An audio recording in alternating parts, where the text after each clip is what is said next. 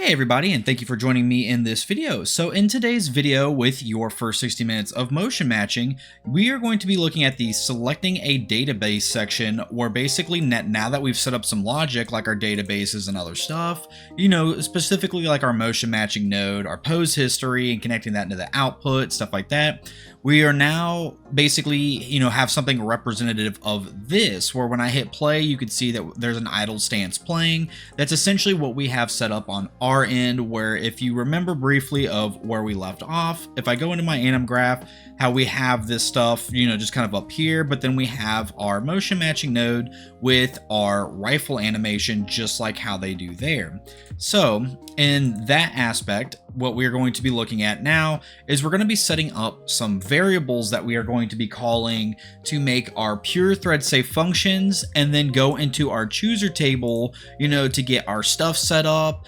And then, kind of how they're doing it here, right? However, they want you to do the chooser table first. However, what I'm going to end up doing is doing this a little bit backwards, right? Because you can see here where we have gathering some state data afterwards, right? Well, what I want to do is I want to get some variables and stuff set up like how they have in here, right? Where, if we scroll further down, you can see that they're trying to do acceleration and a last frame acceleration that they show here.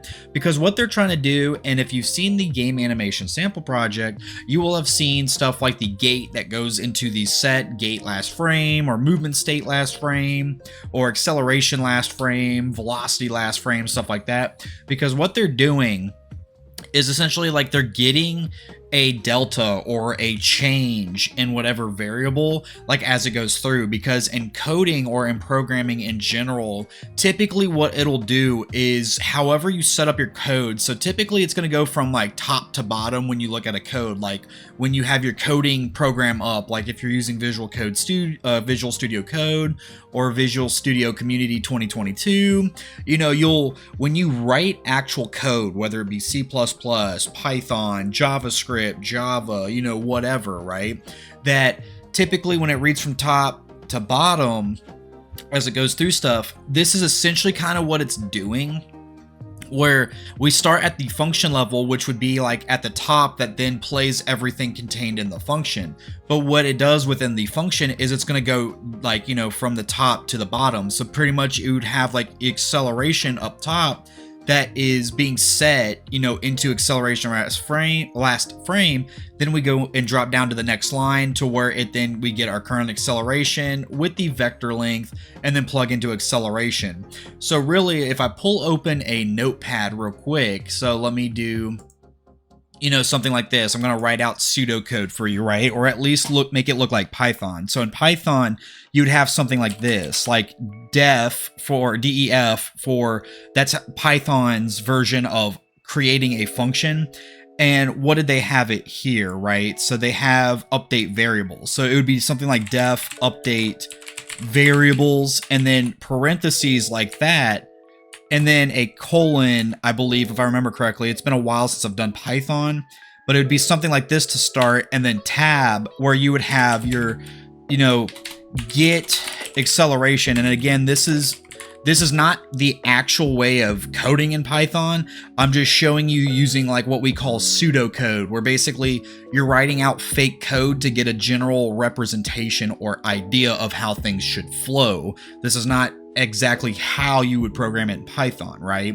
So what they're doing here is they're doing like, starting our function. So let me actually do it like this, right? So I'm going to do function, update variables with our get acceleration into our set acceleration, and then we'll do like last frame, and then drop down to where we get, what is it? Character movement, where it's like get character movement, and we'll do it like this just for simplicity, like char movement into vector length, or let's do like vector length, something like this, and then set acceleration, right? So we're gonna do it like this, if I can spell it, just like that, right? And then we would have something like that, right? So this is kind of how it would go with programming in general, right? Where you have, it starts from the top and makes our way down to the bottom, and then returns like whatever our, you know, output is, right? So, or return whatever we have set into here. So it's going to start off here, and then it's going to grab the current acceleration. Well, if we had, when we set acceleration, let's do it like this, right? Where it's like variable, or let's do like var acceleration equals 0.0, right? And then we have like var acceleration last frame equals 0.0, right? So this is how they would set it, where we would set like our variables up first right here, and you can see that we have a default value of 0, 0, because as you can see here, what these would be when we actually like set up the visual blueprinting parts or the nodes, is that they would come with these default values anyway. So then when we actually go and make our function and, you know, our update variables function, that we will then grab the acceleration and set it into acceleration last frame. So 0 basically is going to equal 0. But then it's going to play out here where then we grab the character movement, get the vector length of it, and then set the acceleration. So then what's going to happen is then whatever our current character movement at the time of grabbing this line, then this set acceleration, you know, is going to change. So when it changes, then what's going to happen is like, okay, well then, so we're setting the acceleration up here. Well, when we return, we're going to go back up to the top and then change this to whatever our get movement component, you know, velocity is, right? So like our current acceleration, and set that into here. And then we're going to then go back down to here and get the velocity acceleration last frame. It's still going to be 0. But then when we finally get to here again, then it's going to realize like, oh, hey, this variable set data has been changed. It's no longer 0.0. So then it's going to grab that and get that. And then it's going to set the acceleration last frame this to that number. But then what's going to happen is it's going to get a new updated variable or number right here and set it into here. So then this is going to be different than this, but it's going to be like, it's not going to happen as slow as you might think, where, you know, it's like, oh, just because the last frame acceleration is set to like 3.0 and then this one, you know, is 3.1. It's like, woo, big difference. And it's like, it can be a huge difference depending on kind of like what, you know, animations you're trying to play out, how smooth the animations, like transitions that you want, stuff like that. So last frame acceleration can be important. However, with what they have going on here, it's like we're not going to be setting these things. Like, you know, has acceleration started moving, some other stuff, right? Where they're trying to get certain data so that way we can get, you know, stuff like started moving or, you know, started is moving, like whatever, right? I'm going to do this part a little bit differently because I wanted to try to keep it as simple as possible and not be, you know, somewhat confusing like this and have it in a straight line, right? Where everything's like interconnected into update variables. So what we're going to do to start off with is we're going to hop into the project and we're going to go into our event graph. And if you, I didn't mention this in the beginning of the video, but I did clean this up a little bit to where I put, you know, these functions that we have right here into our an event graph category and stuff like that to try to clean it up a little bit and make everything else look nice, right? So what we're gonna do is this is update essential values that we had, you know, put together, you know, originally, where we had all of the base template stuff that we just threw into here. We're going to take this now and we're going to make a lot of modifications because now we are trying to do motion matching stuff. We're no longer using these state machines that are provided. So honestly, what you could do is you can go back into the animation graph, and because we're no longer calling these and we're going to be making modifications, we can just straight up delete these because we're no longer grabbing, or if it'll delete for me. I feel like I'm stalling, but to continue on to the point is we're no longer using these state machines. There we go. So it finally cleared. No longer using those. We're trying to use the motion matching to grab databases and stuff like that to then get our animations. So once you've cleared that, go back into the update essential values. And what we're going to do is we're going to get rid of these two sections because for what I have planned for y'all, we're not going to be utilizing those specifically. We are going to be utilizing the velocity and ground speed. However, we're going to be getting like some acceleration stuff, character transform stuff, you know, very basic things that we're going to be using in functions later. So go ahead and delete these two parts, and I would say that in the essential movement data right here under variables, you can go ahead and get rid of the should move and the is falling, because we're not going to be doing those. The should move, we're going to turn into an actual function called is moving, right? So we don't need that variable when we're going to be creating a pure thread safe function. So what we're going to do is, or what I'm going to do is I'm going to actually move this pen down, because what I like to do to start off is kind of make it similar to the game animation sample project, where what they started off with was getting the character transform and setting that. And that's what I'm going to do for this, because it is actually important that we grab the character transform, because when we eventually make our get lean offset function, we are going to be using that transform with a very specific node to help us with our leans. So what we're going to do is I'm going to right click and grab a property access node just like this. So if you remember in my last video where I went over the benefits, like the pros and cons of the property access node, basically what I want to do here is I want to use this for it to be thread safe. I want that thread safe purity, right? Because I want it to be, you know, I want it to directly access what I'm trying to get anyway without having to pull out, you know, a couple other nodes. And I want it to be thread safe and stuff like that. And also it's another form of optimization and efficiency for me. So that's why I am using this here, and it shouldn't cause too much problems in using it this way. So off of the bind, what I am going to do is I'm going to grab the character property, and within the character property, I'm going to scroll through and get the actor transform right here. Not the one with the arrow, because it goes into more stuff. I want the overall one that encompasses all that data. So once we grab that, what we are going to do is I'm going to right click and I'm going to promote it to a variable, because we want it to be called later when we make our function. I just want it to be able to call that straight there. So I'm going to call this character transform. Oops. I'm missing an A, just like that. And then I'm going to set that a little bit up like this. And what I am going to do is I do actually have little comment bubbles, just like how I did with the game animation sample project, of just like simple bubbles in case y'all wanted to copy it down and stuff like that and have it for your own, you know, project that you got going on. So we got our first thing out of the way, which is getting their character transform set.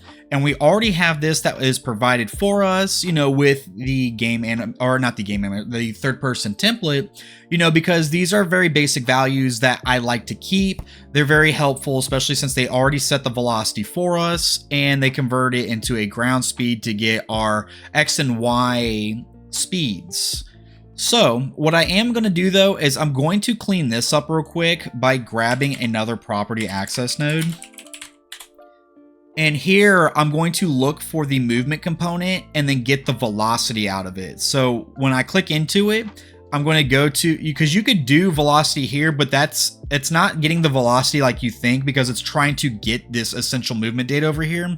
So if we're trying to call this, then we essentially get nothing. So be careful when you see this velocity, because this is our variable velocity that we have set here. It's not the actual velocity that we need.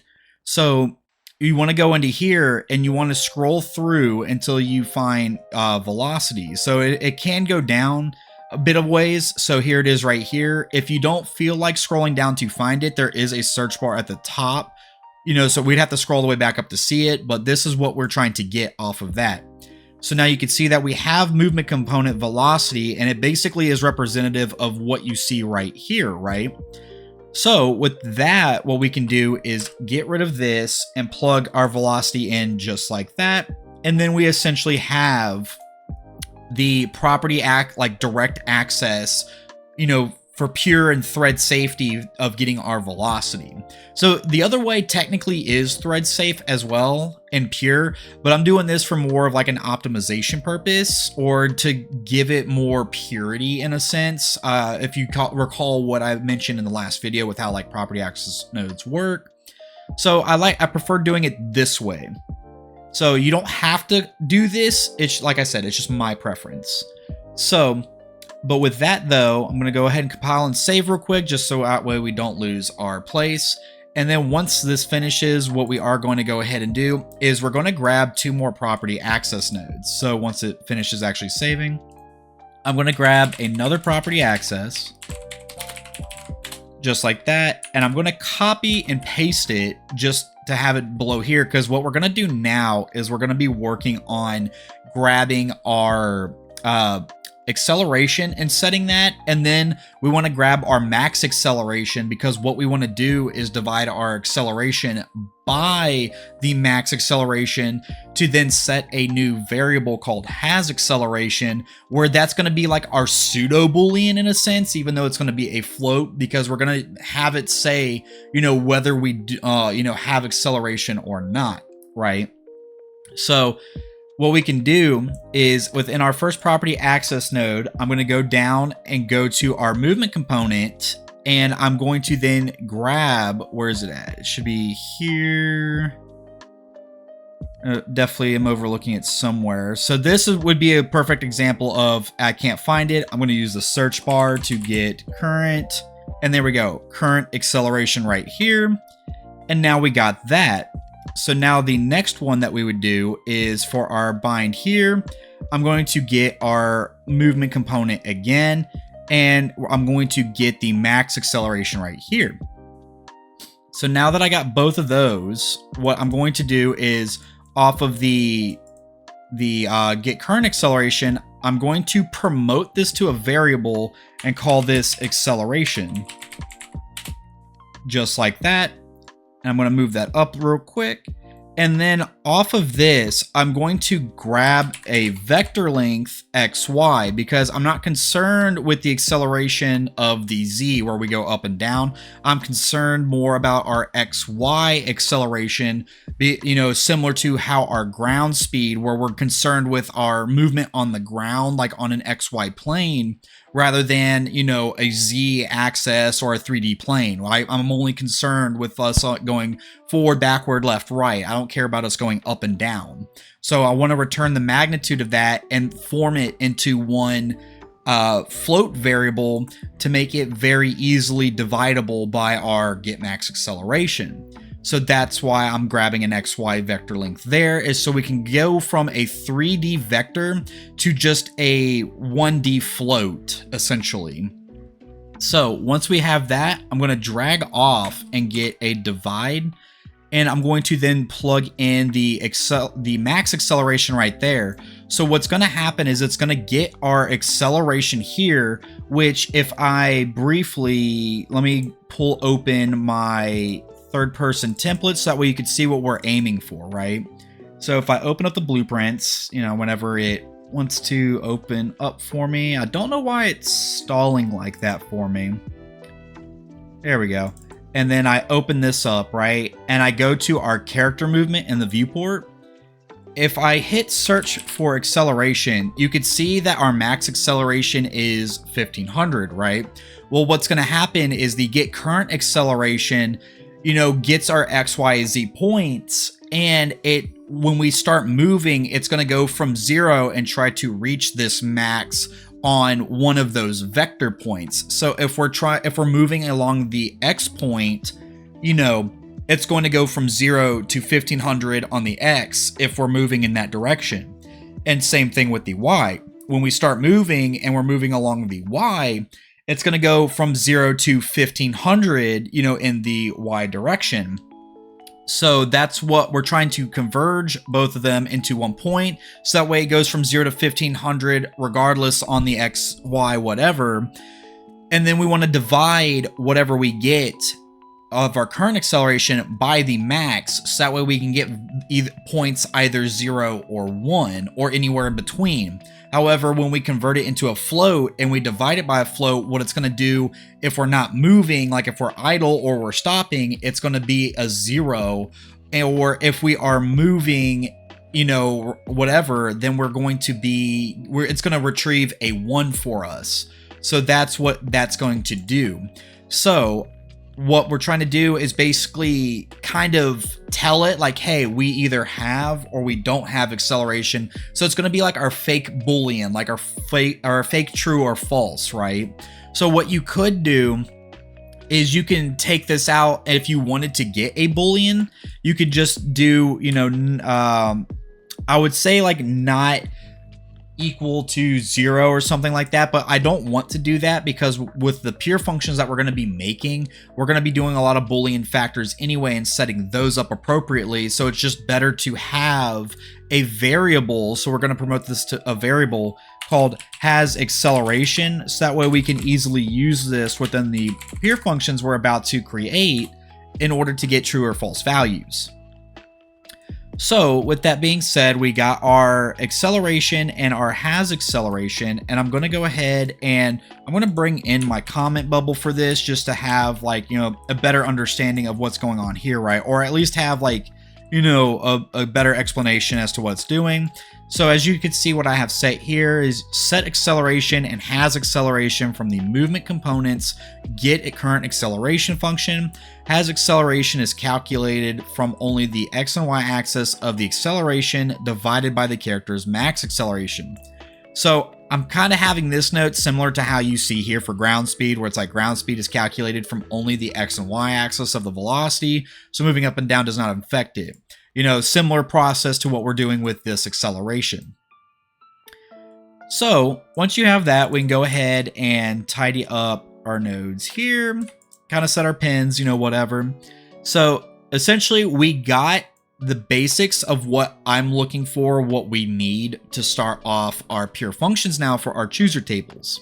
So let's go ahead and compile and save this. And I'm pretty sure this is going to stall on me for a little bit. So let me go ahead and bring up what we're going to be doing on the other side, right? So if I pull up my project, as you can see, I have a fourth one here. We're not going to do that just because I was trying to do something with direction and we really don't need it for this. There's definitely a use for it. It's just that I'm going to keep this basic and we don't need direction for it, so we're good. But what we're going to be doing now is going over this, right? We're going to be making an is moving pure function, an is starting pure function, is stopping, is pivoting.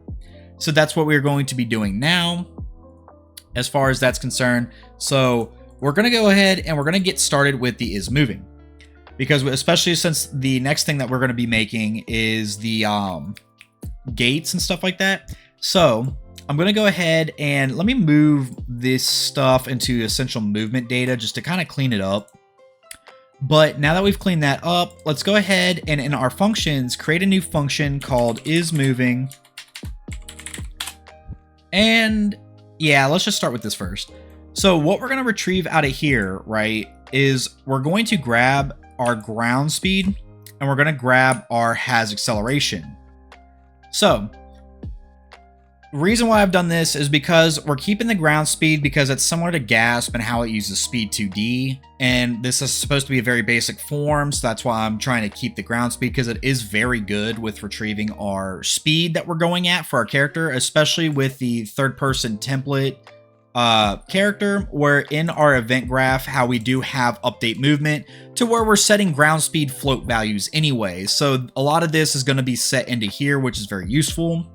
So with our ground speed, with how we're retrieving that, what we're going to do is we're going to drag out and we're going to get a greater than or equal to be able to suggest a small threshold to let us know, or to let our character know, or our chooser table know that, hey, if we're above this threshold, you know, consider this part of the is moving being true, right? But this is not the only thing that we want to be true.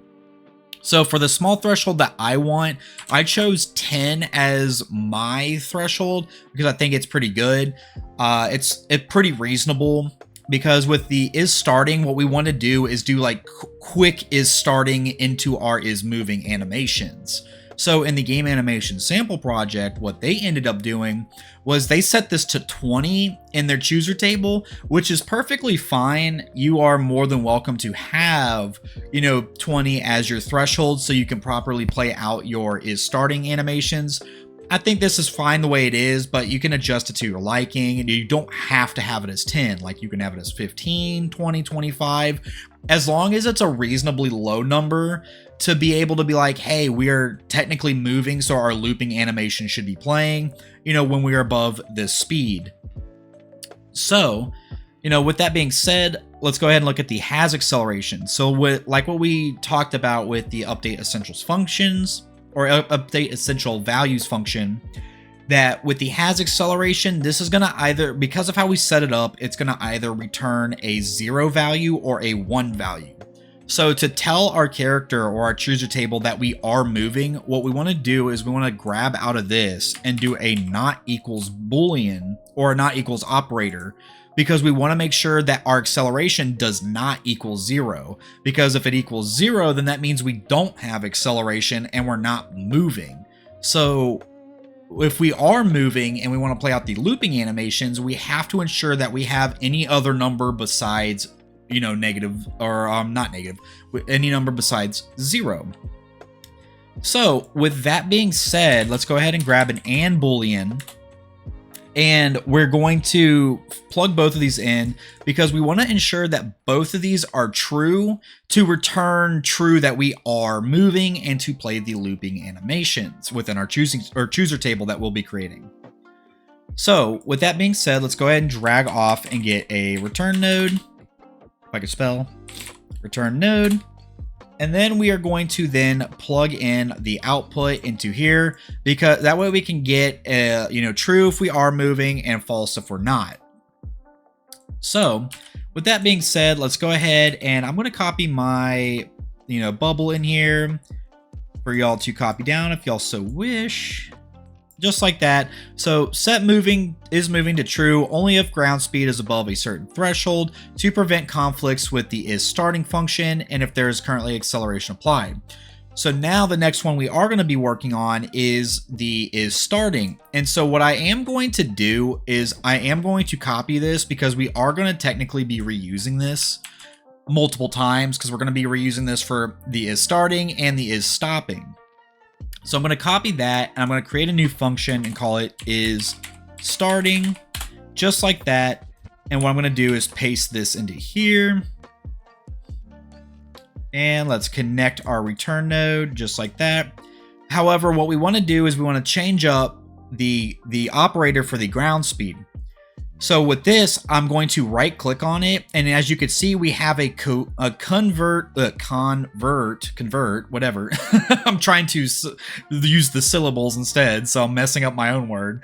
Convert the operator, and we want to convert it to a less than operator. Because what we're trying to do is we want to tell it that we have acceleration applied because we are starting to move. So it's going to get a has acceleration of 1, which means that this would be true. However, what we're trying to also explain is that until we reach our threshold, we are starting to move, which means we want to play out the is starting animations stuff, like our walk starts, our run starts, if you have sprint starts, that kind of thing, whatever, right? Or even your crouch walk starts when you eventually put those in. So that's what we're trying to get here. And the reason why we're using a less than is to not conflict with the greater than or equals, because if you were to set a less than and equals to, then what's going to happen is that when it equals 10 on both operators, you can experience a bug or a glitch, because now it's trying to decide which animation is appropriate to play at that point when the ground speed reaches 10. So we want this to be greater than or equal to 10 because that's what we want the threshold starting point to be, is at 10 to play our looping run animations. But with our is starting, we want the maximum ground speed to be 9.99999, like however many nines you want, to play out the is starting animations before it crosses the 10 threshold. So that's why we're putting a less than there, so that way we don't conflict with the greater than and equals to and cause bugs with the animations or whatever when it reaches 10. So that's why we have a less than node. However, you could do it both ways. You can definitely make this a less than and equal to 10 while the is moving is greater than. You can definitely do that. No one's going to stop you. This is just my preference. So there's no, rhyme or reason why you have to copy me on this. You can definitely set this to less than and equal to, and you can set the is moving to greater than 10 if you so wish, right? So, that would be one of the things I recommend if you are brand new to this, watching this for your first time, is see what happens when you make this a less than and equals to, and the is moving you convert to a greater than. It should still function appropriately fine. It's just that these are my preferences as far as the operators that I want, right? So I'm going to compile and save that, and let's go ahead and go into our is stopping. So our is stopping is definitely going to still utilize the ground speed and the has acceleration. So let's go ahead and create is stopping. And I'm going to, oh yeah, because I had the bubble copied, lol. Let me move this back into here. I'm going to copy this and then paste it into, oh wait, I missed the return node. Kind of want the return node in that. And then paste it into here. Just like so. We're going to connect the is stopping into the return node. And what we're going to do here is we're going to change this value, and we're going to change this operator. So the first thing we're going to do is we're going to change this and make it greater than node. We're not going to do it greater than or equals to. We're going to make it greater than.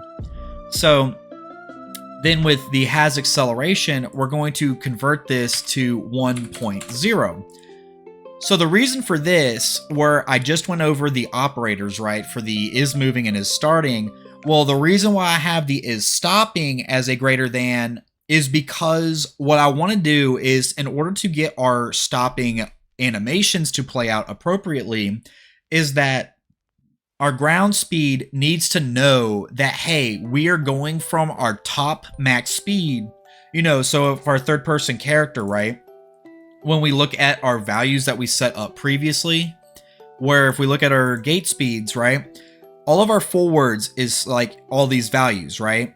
Well, this is our top max speed for run, top max speed for sprint, walk, aim, whatever, right?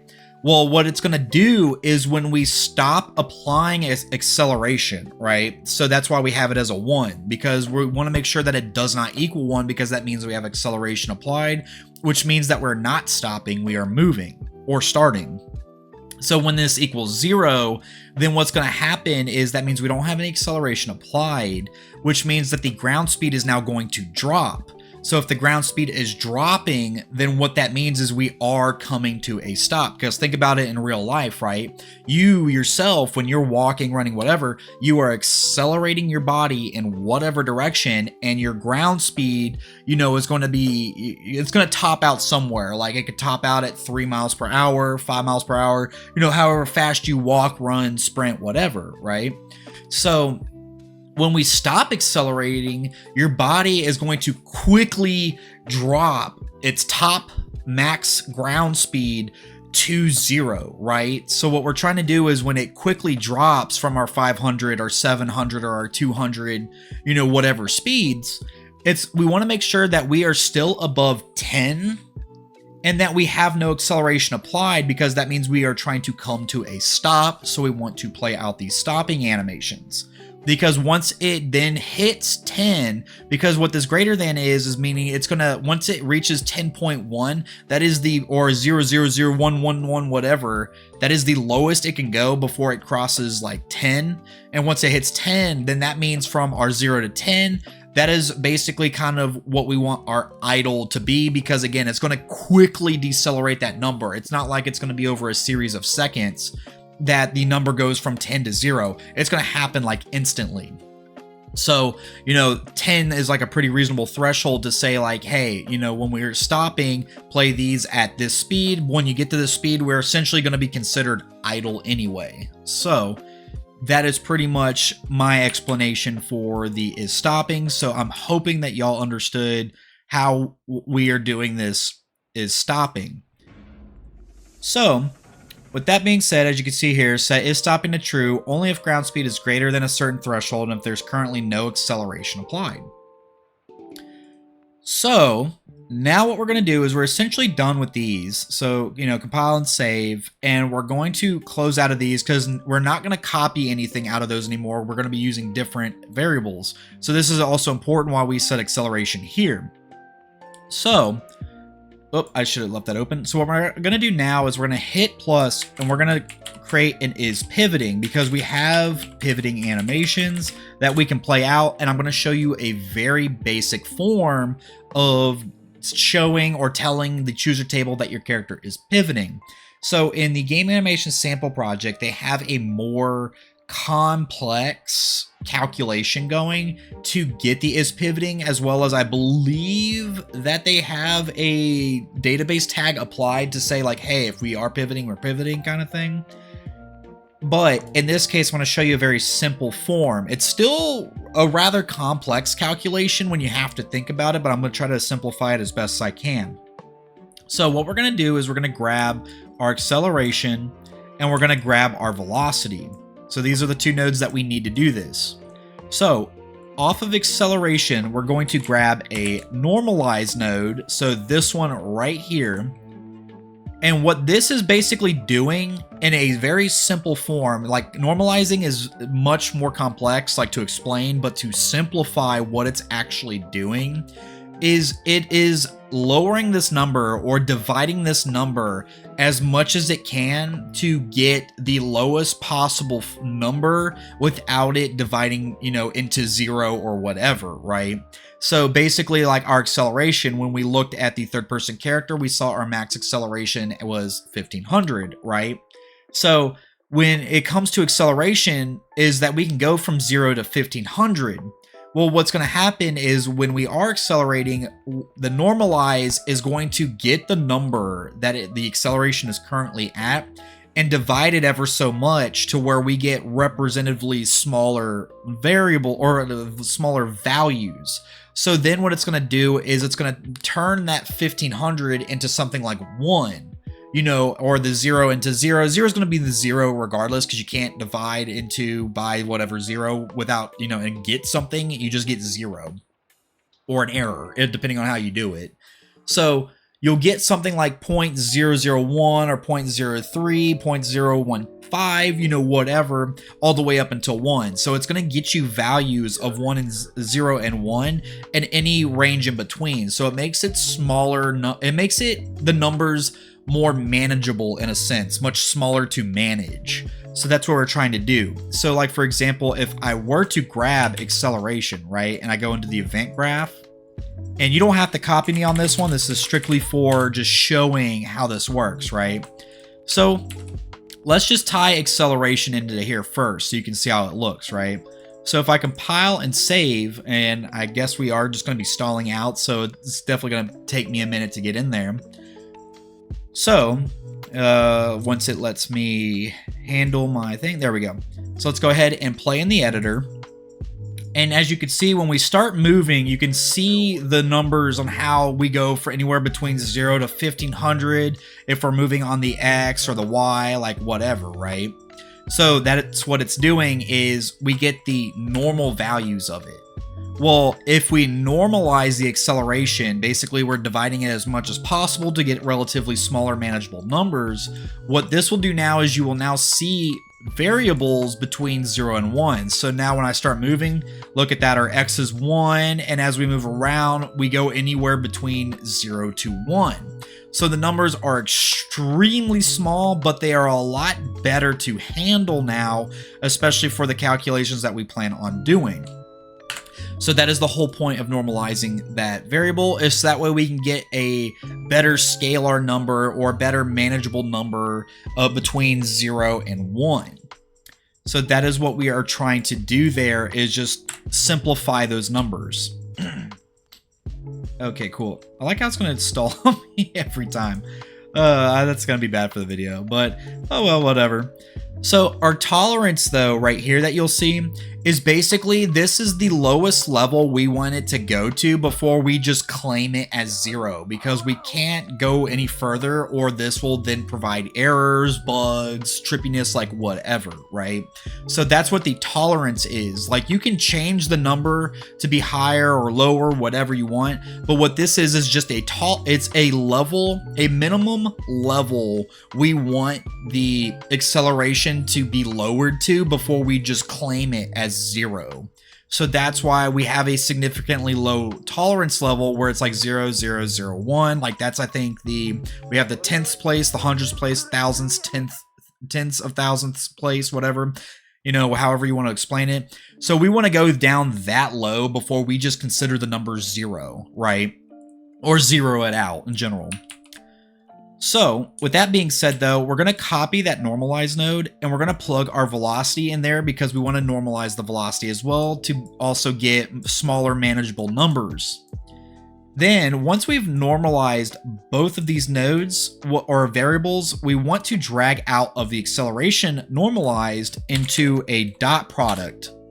And what the dot product is doing is it's very complex. When I read what a dot product does, it has my mind so confused, but I managed to find simpler explanations, and the way I can explain it that makes sense is what this is doing. A dot product is essentially calculating angles at different points, like on a graph or like on a 3D plane, 2D plane, like whatever, right? Where it checks to see if these lines are parallel or perpendicular in a way where it's like, hey, do we have a positive flow? Do we have a balanced out 0 flow, or do we have a negative flow? It's very weird for me to explain because I still struggle to understand it. However, I've used this so much with pivoting that I do briefly understand what it's doing, just enough to be dangerous with it. But in this context, so ignore kind of the true math that I was trying to speak, because there's no way I can, you know, top a mathematician's vocabulary when it comes to the dot product. But in a gaming sense, right, when we are programming this video game, is that the dot product, what we're essentially doing is we are pitting the acceleration against velocity, right? So I think for this version, I think it'd be better if I got out like a paint so I could show you how this works, right? So let me make sure I can draw. Perfect. All right. So what we're doing is we are essentially checking to see if our acceleration, you know, if we go up or forward, right, it is parallel to our velocity. So let's pretend that this line is acceleration and that this line is velocity, right? So with the dot product, what we are doing is we are seeing if both of them, you know, are in parallel or going parallel to each other or going in the same direction, right? So in this case, if we move forward, with our acceleration is going to carry us forward or start us off going forward, our velocity will then also be carried forward by our acceleration. So what this will do is this will equal a +1, you know, if I can do that, will equal a +1 because it's going in the same direction. So that's what it's doing there, is that basically will tell our system or our game that we are not pivoting, we are going in the same direction. Our angling is basically, there's no angle. It is just straight up, you know, parallel. We're going, you know, whatever, we're going forward, backward, whatever direction we're going into, right? So with that though, let me go ahead and delete this real quick. So with that being said, what will happen is, like, say for example that our velocity, right, was going forward while our acceleration was going forward. But what if we suddenly decided to go with our acceleration and we just took a left turn, right? So again, here's our acceleration. So what this does is now we technically have between our acceleration and velocity a 90-degree angle, right? So like a 90-degree angle.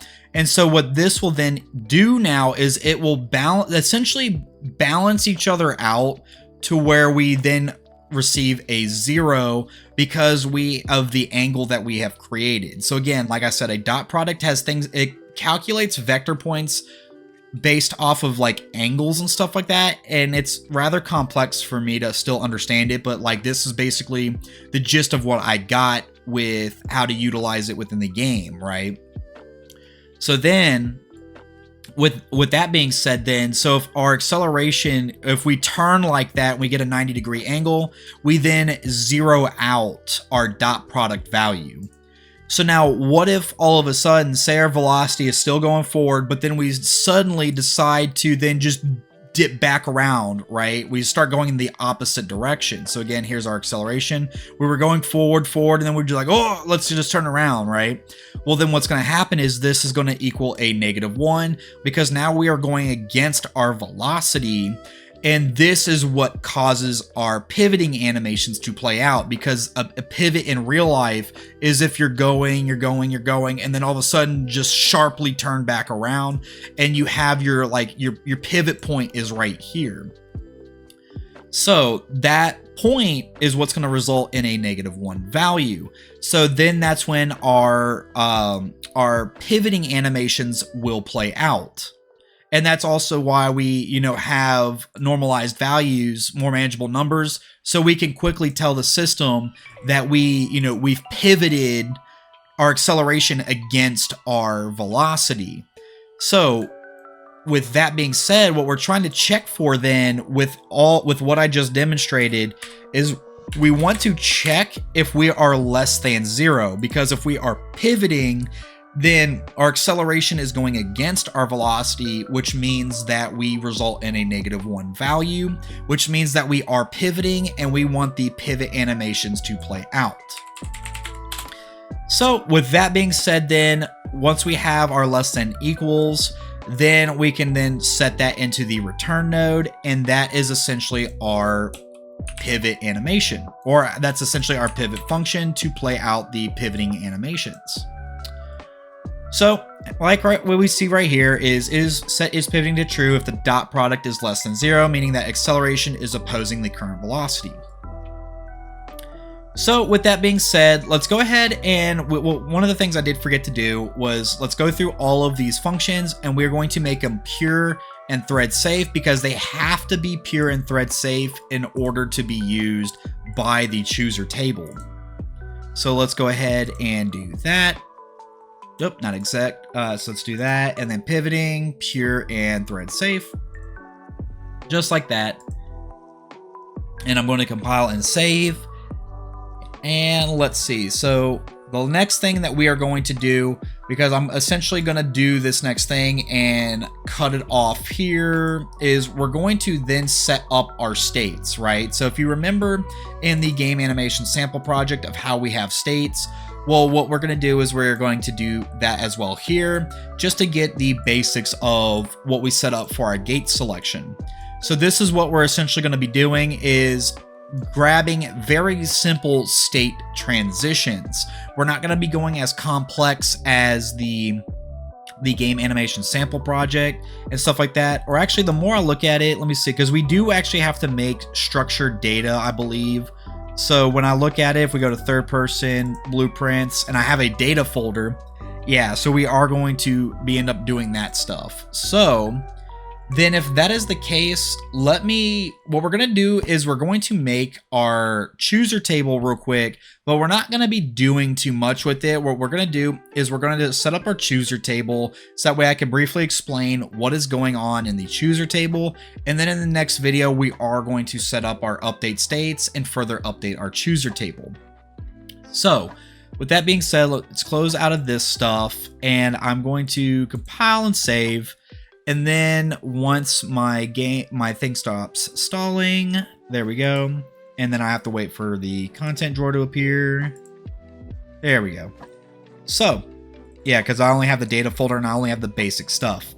So we are going to be looking at making that in the next video. So let's go ahead and go to our content, characters, mannequins, animations, and we're going to go into our motion matching data folder. So here, what we are going to do is since we have done all what we should have done, or hopefully that you've done, is in the first video that I've done in this series, is you would have gotten 4 plugins, which is the pose search, the chooser, the animation insights, and animation warping. So the chooser is what allows us to get the chooser tables, when we right click into the content browser. So let's go ahead and right click into our content browser, and it's going to be under miscellaneous, and then you'll see, where is it at? Chooser table here up at the top. So we're going to click that, and what we're going to call this, let me see what they set it for in here. I believe they gave it, I want to make sure what they called it, because I might just copy it. I think I actually did do it like that. So yeah, so let's go ahead and do this. Is we're going to call it, well, if it will ever, I don't know why it's been freezing on me like that. We're going to call it CHT pose search databases, just like how they call it. I think this is a pretty good baseline to call it that. So I think it'll be pretty good. So once you have that made, go ahead and open it up. And let's go ahead and discuss some things that we see over here on the right side, because this stuff is actually very important in regards to the actual setup and motion matching. This is actually a very crucial thing for motion matching, because without this, you've got no motion matching. Like, even though you have the nodes, without this, it's essentially nothing. So let's go over some of the settings that we see up here that I have notes on, right? So first thing you'll see is, a fallback result, right? So, technically what a fallback result would be is that it's a backup option if no match is found for inputs specified in the table. So you'll have seen in the game animation sample project where they have the pose search dense and the pose search sparse, but then they'll have like the dense as the fallback, right? Where what it's going to try to do is it's going to go through the dense. If it can't play that out, it's going to go through the sparse. And then if it can't play that out, it's going to then re-fall back to the dense to see if we can get that to replay. So basically what we're going to do is we're going to leave this as none, because, we don't want anything applied to it. We're going to be making very simple stuff. We don't need a fallback result to our chooser table. So we're just going to leave that as none. So, but all in all, to simplify a fallback result is think about it like this, right? Think of a fallback as a safety net, where if the chooser table doesn't find the animation match, the fallback result will be used. However, because we have none set and we're going to leave it as none, that means that we're not going to have a safety net. So if nothing matches, like no pose is going to be selected, which means we're going to T-pose, right? That's what's going to end up happening. So unless you have like another set of maybe like a default database that you want to use to fall back on, you can most definitely do it that way. So for our input, before I go into what context data and stuff is, let's go ahead and set this up briefly real quick. So what we want to do is we want to actually add an array element to this. And within our array element under the index 0, we want to get the context object type class. And once we have that set, expand the index 0. And what we want to do is we want to grab our animation blueprint Manny, and the direction that we want to set this to is read write. And this is specific to me. You don't have to set it to read write, because technically in the your first 60 minutes with motion matching, they left this as read or read, because what this is, because let me explain what this is doing now. So with our context data, with us having one array element, so the technical context of this is that this defines what information or inputs the chooser table will use to make its selection. With this being said, we have one array element, that the chooser table or, piece of data that the chooser table is going to check against. So this basically in a simplified form sets basically the context data to be like a series of hints or criteria that the chooser table considers to find a good match. And it's like, it's kind of like giving the table some clues on how to narrow down its options, right? So basically these are the clues, and we're pointing it directly to like our ABP Manny. However, with the index 0, with it being context object type class, so what this basically is doing is this specifies which class the chooser table should expect for its context data.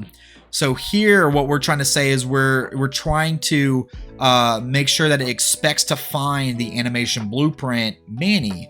And so this can be anything, right? Like if you have a different animation blueprint that you made, you know, if you were trying to follow along, where you want the class to be pointed to that because, you know, we're trying to tell the chooser table to expect this class object or this, you know, whatever, this object in general.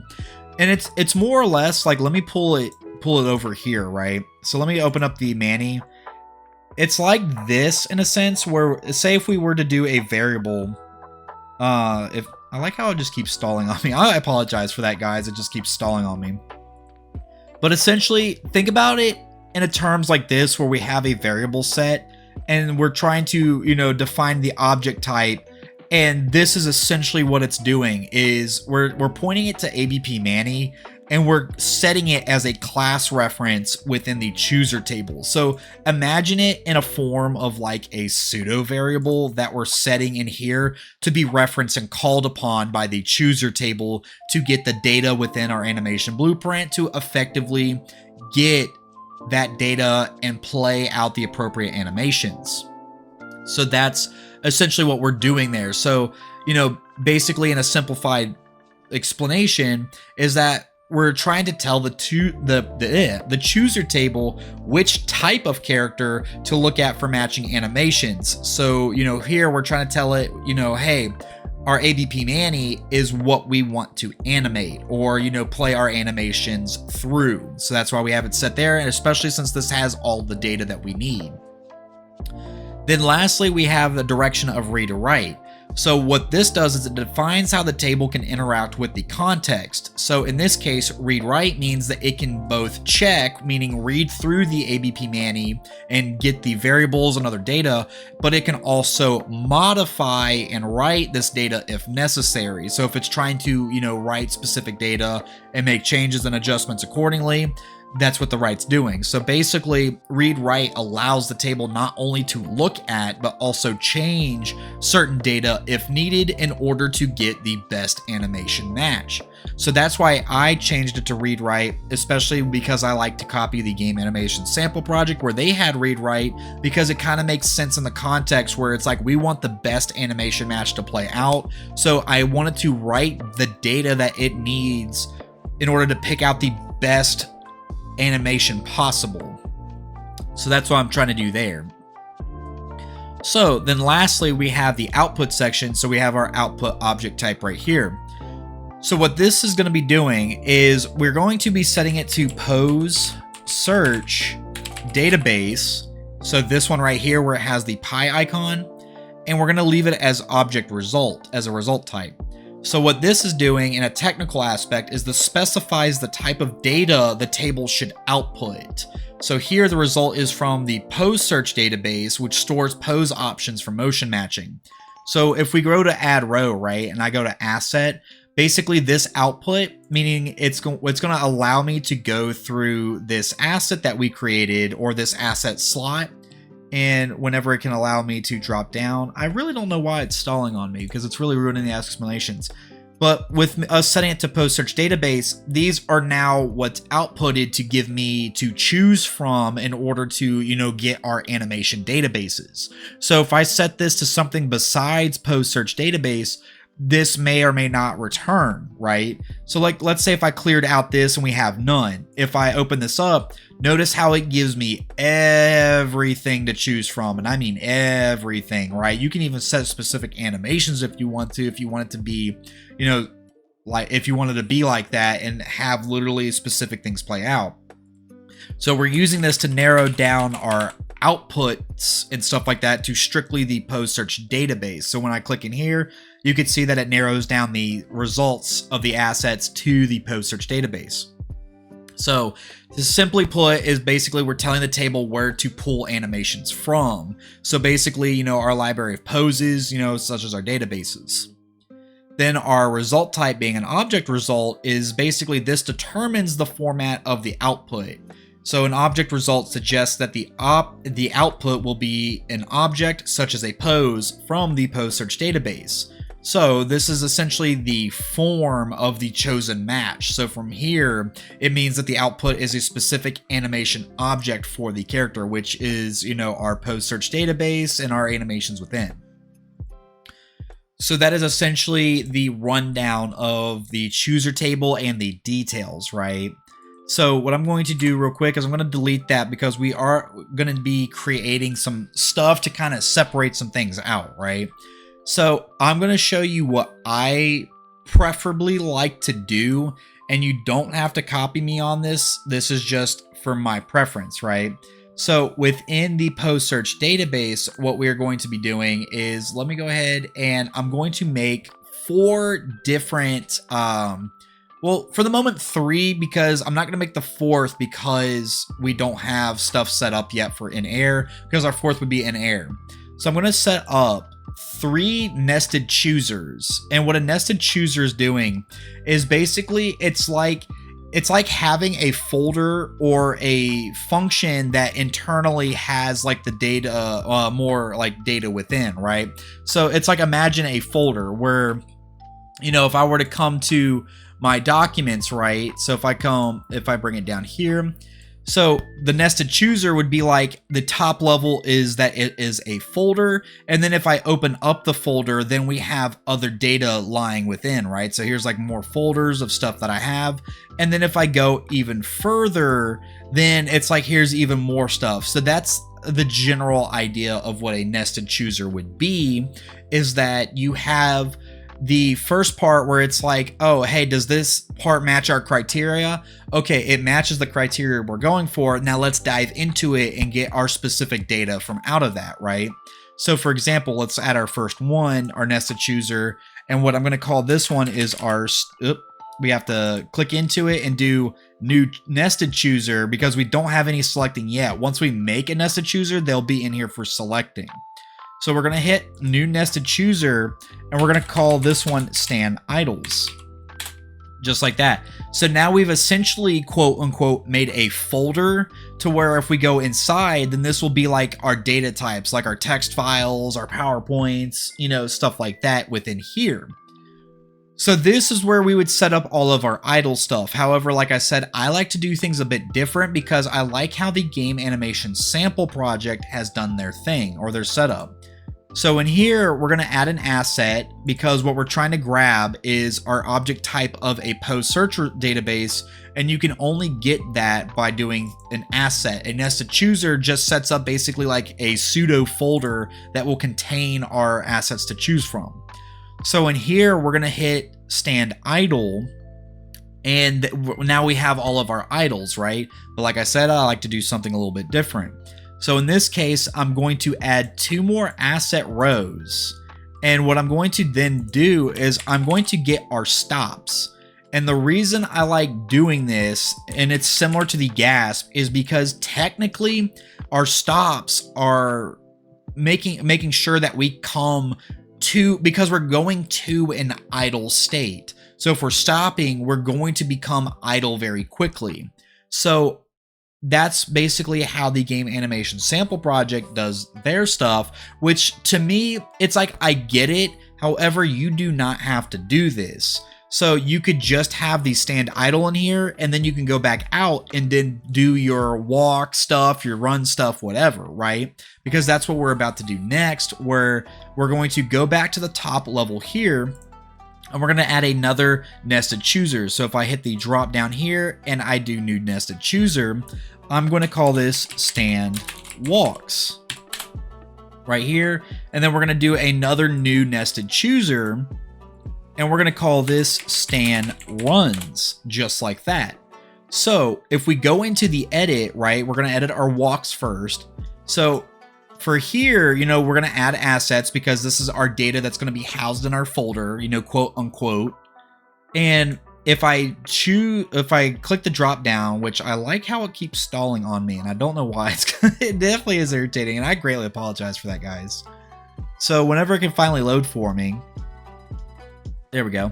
So for our walks, you'll see that we have 4 walks, right? But you'll notice that the stops are in here because I put that in the idles. However, like I said, you do not have to copy me on the placement of the databases. You are more than welcome to put all the walks together, and I will show you, my way, and then I'll show you the other way later when we get more stuff set up. So in here, what we're going to do is we're going to set up our starts, or put all of our walks together, right? But this is specifically how I like doing it, just because it's nice to look at for me. You do not have to do starts, loops, and pivots in the order that I do. But just as long as all of your walk stuff goes in here, that is perfectly fine. So once you got all of your walk stuff, and again, you're more than welcome to add a fourth row and put these stops in here just to keep all the walks together and all the runs together, stuff like that. So we're going to go back to the top level of our folder, basically, and we're going to go into runs.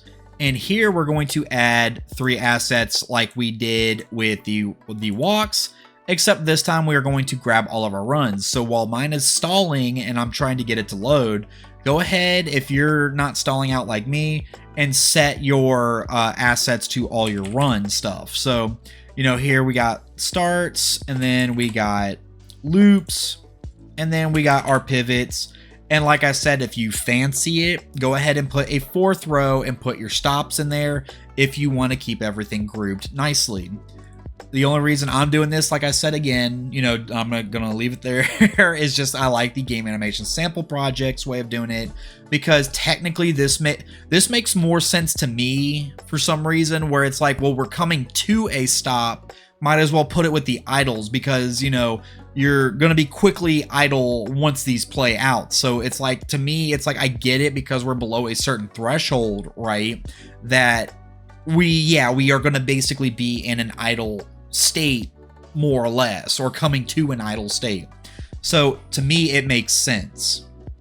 So with that being said, what we can actually do right now is we can set some stuff. However, I'm not going to do that right now because I would rather save it for the next video, where we are going to be doing this. So let me pull over my other project, where we are going to be going over all of this, and because I wanted to do it in this video, but I wanted to go ahead and clear out the your first 60 minutes of motion matching, where they have the stuff set up and they have their chooser table set up like this. So this is a very basic form that they have, but then they're also setting this stuff up within their motion matching. So I kind of wanted to do it in this video, but then it would be too long. So what I'm going to do is I'm going to make a part 2 to this, where, this is going to be called selecting a database part 1. And then the next part is going to be selecting a database part 2, as we do that, because we then have to do this stuff as well. But you do not have to do this technically, but if you're following along with the series, I recommend this, just because we get to copy gasp and understand a very simple portion of gasp, right, with their animation blueprints, where as you can see that I have only just movement mode and stuff like that in here, rotation mode, movement state, gate, stance, whatever. As you can see here, I have a body type thing because I've been experimenting with masculine and feminine animations, and that switch there, and it's actually kind of cool, but I don't have everything put together right as of right now. So we're going to be doing this in the next video, and then finalizing the chooser table to where we can set up our motion matching node and look at, some of the stuff there. So, because then the video after that, we're going to be going over the orientation warping, stride warping, and stuff like that. So hopefully this video was educational for y'all. If you did like that, I, greatly appreciate it. And I would greatly appreciate it if you would check out, my other videos, and also be on the lookout for my future videos to come, guys. But other than that, I'm going to end it here. I'm going to compile and save.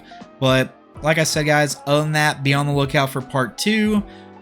Other than that, y'all have a great rest of your day, and take care.